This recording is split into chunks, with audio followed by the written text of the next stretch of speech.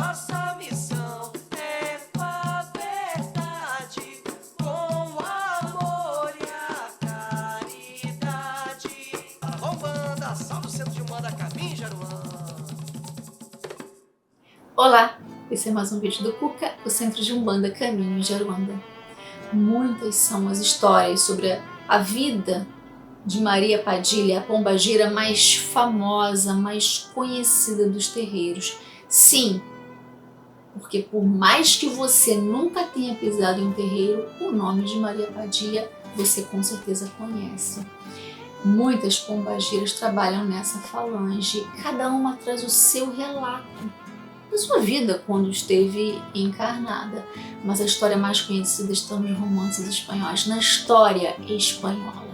Podemos dizer que essa é a vibratória original de Maria Padilha. Outros espíritos, por sintonia e afinidade, se uniram a ela e formou-se a falange Maria Padilha, nascida em Palência em 1334, filha de 2 servos da corte real. Seu pai ganhou o título de conde por serviços prestados ao rei, e a mãe era acompanhante de Maria de Portugal, rainha de Castela, esposa do rei Afonso, pais de Dom Pedro I, filho único do casal. Em algumas crônicas é comum ler que Padilha era uma mulher de baixa estatura, muito bonita e de muito conhecimento e cultura. Acompanhando os pais no castelo, nos seus serviços, Padilha conhece Dom Pedro e em pouco tempo se tornam amantes, pois ele estava comprometido com Blanca de Bourbon para fortalecer os laços políticos entre Castela e França. Padilha passou a exercer muita influência em Dom Pedro e, graças a ela, ele decidiu governar aos 19 anos como autocrata, isso em 1353, recebendo o apoio do povo. Pedro era um guerreiro cheio de honra e coragem.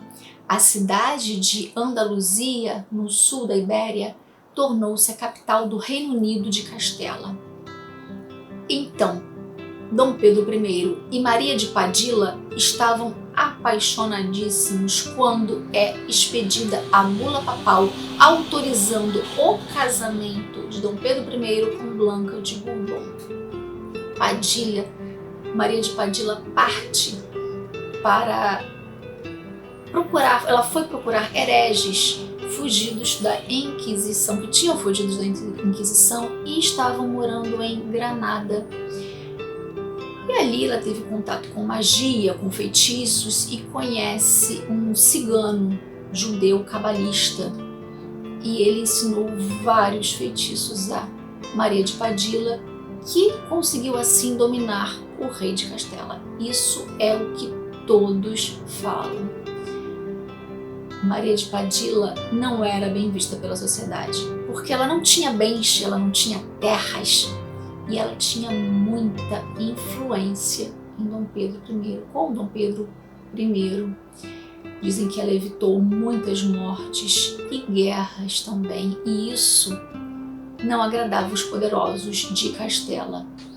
Blanca de Bourbon chegou na Espanha em fevereiro de 1353 para casar com Dom Pedro. Nesse dia da chegada de Blanca, Dom Pedro I estava com Maria de Padilha, porque ela estava prestes a dar à luz a primeira filha do casal. Sim, eles tiveram 4 filhos, 3 meninas e um menino, o caçula. Então ela chegou em fevereiro e em junho foi realizado o casamento de Blanca de Bourbon e Dom Pedro I. 3 dias depois do casamento, Pedro abandona Blanca e vai atrás de Maria de Padilha. O casamento dizem que não chegou nem a ser consumado. Então, Maria de Padilha e Dom Pedro I partem para uma igreja em Olmedo, onde se casam secretamente. Maria de Padilha muda o seu nome para Maria Padilha para adequar-se à pronúncia dialética de Olmedo. Nasce a linhagem da família Padilha, a Casa Real de Padilha. Blanca foi exilada e instalada em Medina del Campo com a mãe do rei Maria de Portugal. Essa decisão dividiu totalmente a sociedade. Muitos tomaram partido da rainha exilada. O Papa Inocêncio VI ameaçou Pedro de excomunhão. A pequena nobreza, a comunidade judaica, o tio de Padilha, a burguesia, esses ficaram ao lado de Dom Pedro. Mas os seus 3 irmãos bastardos, filhos do rei Afonso, com a sua amante Leonor de Gusmão, ficaram revoltados e se tornaram inimigos de Dom Pedro I.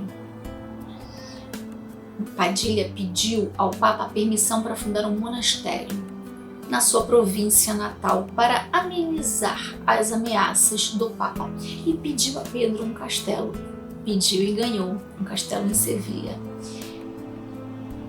Esse castelo até hoje mantém as lembranças de Maria Padilha. Ela gostava muito dos jardins e da sua casa de banhos. Em 1361, Dom Pedro enviou Blanca, ela tinha 25 anos, para Medina Sidônia, onde ela foi envenenada por Juan Pérez. Além de ter ordenado a morte de Blanca de Bourbon, Dom Pedro foi responsável por várias outras mortes, incluindo a amante de seu pai, Leonor de Gusmão. Os apoiadores tratavam Dom Pedro como o justiceiro e os inimigos como o cruel. Ele ficou conhecido assim, Dom Pedro I, o Cruel.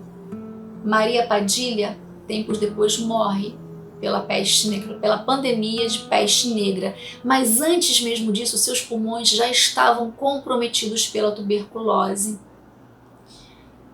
Dom Pedro nunca se conformou com a morte de Maria Padilha. Um ano depois, ele declarou aos nobres que Padilha tinha sido sua única e verdadeira esposa.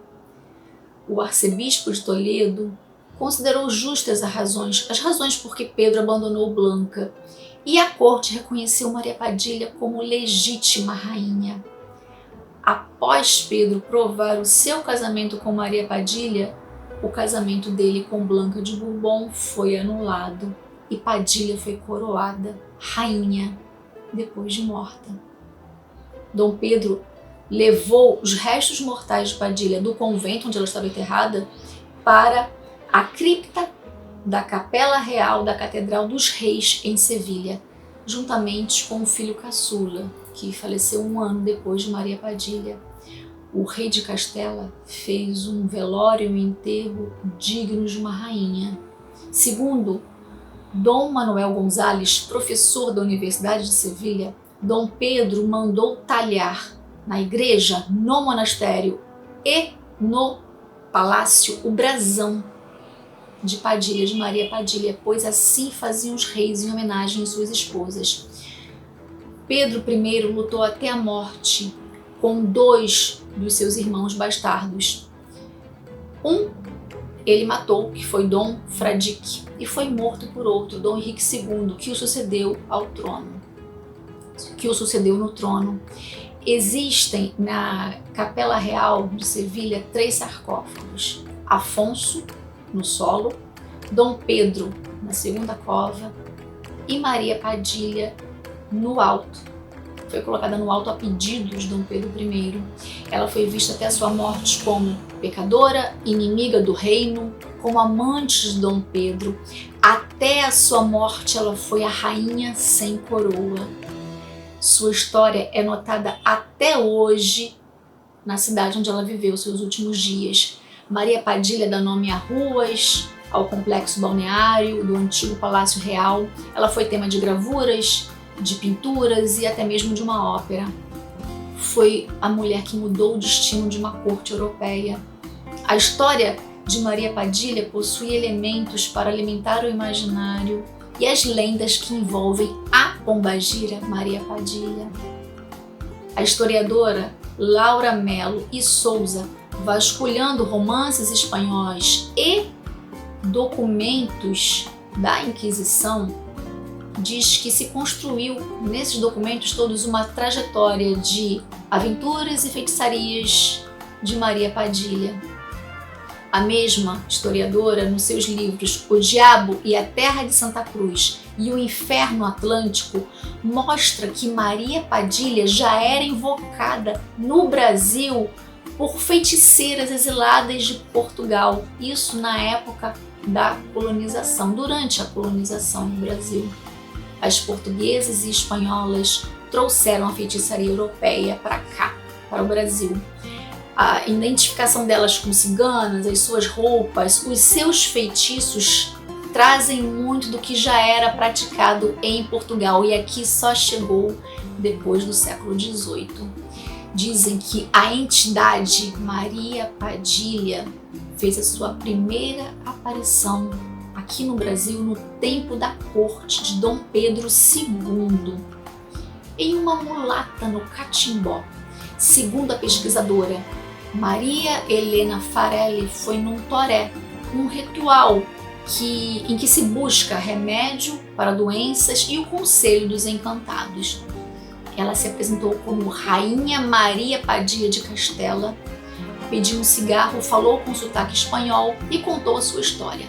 Disse que depois dela outras Padilhas viriam para fazer parte da sua quadrilha.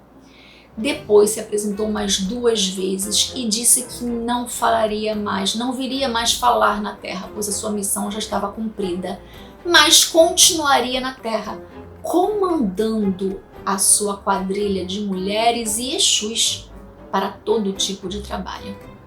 Maria Padilha é o espírito que deu origem à falange e existem diversas Padilhas, das almas da estrada, da encruzilhada, do cruzeiro, entre tantas outras. Todas elas têm muita força espiritual, trabalham para qualquer tipo de situação, não fazem o mal, não desfazem casamentos e muito menos fazem amarrações. Elas possuem muitos aliados espirituais. O médium que trabalha com Maria Padilha possui um amor imenso pela sua guardiã. E aqueles que procuram por ela nos terreiros são envolvidos pela sua força, pela sua luz, pelos seus encantos. Todos se sentem acolhidos, pois antes de ser Padilha, ela é Maria, com toda a força e energia que esse nome carrega. Ela leva todos na barra de sua saia. Não é à toa que a mais famosa comadre é Maria Padilha, que chegou aqui como padroeira das feiticeiras espanholas e portuguesas e se tornou a rainha dos terreiros.